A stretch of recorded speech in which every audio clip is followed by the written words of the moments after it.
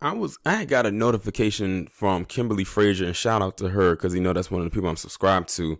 And the first thing I see in the title for one of the videos that pops up on my screen, it says Katie Couric uh left uncomfortable by Denzel Washington. I'm sitting here like, huh? What's going on here? Because Denzel Washington is like one of those actors that keeps to himself. He doesn't really make a lot of public appearances unless he absolutely wants to go to the event or if it's something in his honor. Other than that, you don't really hear Denzel Washington being caught up in any scandals. So I'm sitting here like saying to myself, oh God, Katie Couric is about to Me Too Denzel Washington. And I'm sitting here trying to think, like, when did they even last speak to each other? So apparently there was an interview that she did with Denzel Washington back in 2004. 2004. We are talking 14 years ago. 2004. When he was promoting the movie The Manchurian Candidate, which is a very good movie, by the way. If y'all haven't seen it, I suggest that you watch it. And I'm thinking like, okay, is this one of those things where he says something to her to make her feel like uncomfortable in a sexual way, or did he touch her, anything like that? No, it was the way he answered a question and kind of came back at her. Let me go ahead and read the article, and you're going to realize how much of a reach this really is, and how that palm-colored female, all she has to do is say she's uncomfortable or shaken up about something when it comes to a black man, and watch everybody just come in like bloodhounds, coming to feast. Katie Couric is funny. We was talking about Karen last week, and now we're talking about Katie this week. Katie Couric is looking back at an awkward moment she shared with Denzel Washington. The famed journalist recently appeared on Everything Iconic with Danny Pellegrino podcast, where she recounted interviewing Washington about his film The Manchurian Candidate in 2004. In the Dateline interview, Couric, age 63, asked Washington, age 65, whether Hollywood folks should stick to acting. I don't know what Hollywood folks are, first of all, Washington said at the time. Hollywood is a town that has some stars on the sidewalk. I don't know anybody from there, so I don't. That's like saying calling you a type of folks. I'm not a Hollywood folk. I don't know who they are. This goes back to what I was saying when Denzel Washington is one of those actors that is so iconic, but you don't see him at a whole bunch of red carpet appearances. He's not really caught up in any scandals and everything like that. He's very grounded. He's a very grounded actor, and I think that plays also into his home life and his personal life. And I think his wife, Pauletta, plays a huge part in that as well. Like, not to the point, not saying that she's like holding him from going to certain events or anything like that, because I highly doubt that's what it is. But I also think at the same time, he does not engage like that, how a lot of these younger stars are that want to be seen. You can tell Denzel Washington is just there to do his craft and go home. Get his check and go home. If I have to make an appearance, like present an award, I'll come to that. If I'm receiving an award, I'll come to that. And after that, I'm going home. Don't ask me any questions. Don't ask for no pictures. Let me just do what I'm doing and go home. That's probably why I bet Denzel Washington has probably turned down so many roles just to not have to deal with the paparazzi.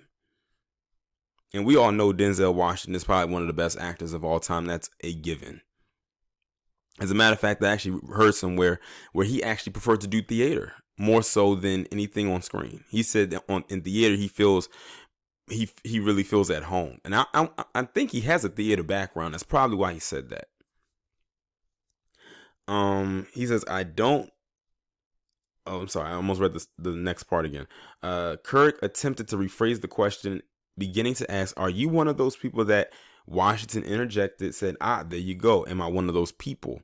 Isn't that interesting? Oh, stop, Couric said. No, don't stop. I heard what you just said. Am I one of those people? No, I am not, Washington replied. Couric again tried to rephrase the question, saying, no, are you an actor who would rather not? He interrupted and said, no, I'm not that either.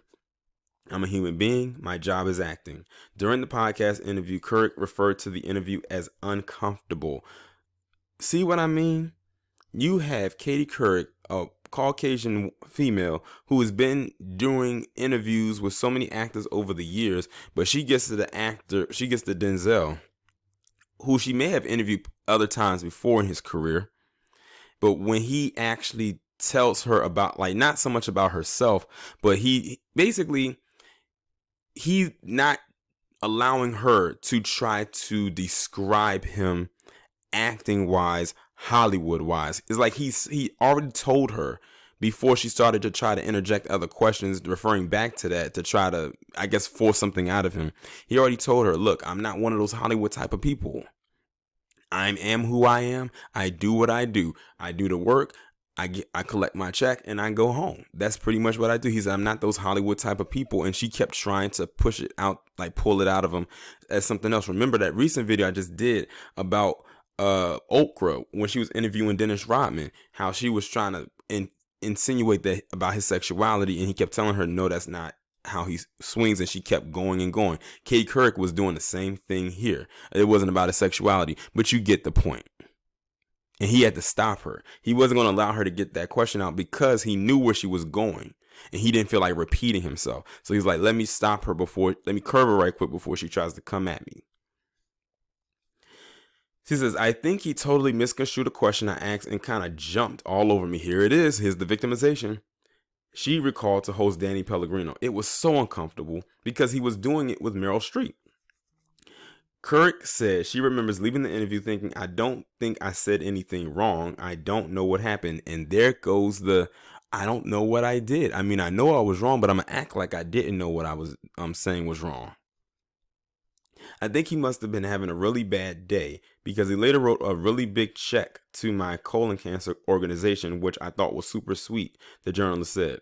I love him. I admire him so much. He was one of my favorite actors, but I remember walking out and feeling really kind of shaken that he had kind of gone after me in a way that was completely and weirdly uncalled for.